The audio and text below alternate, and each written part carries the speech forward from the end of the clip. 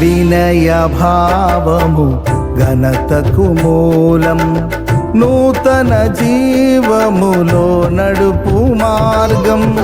వినయ భావము ఘనతకు మూలం, నూతన జీవములో నడుపు మార్గం.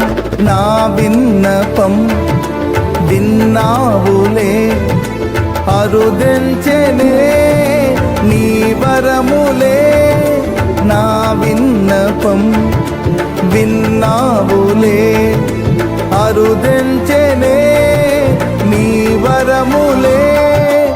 ఏమని వర్ణింతు నీ కృపలను, కీర్తించి నిన్నే గణపరత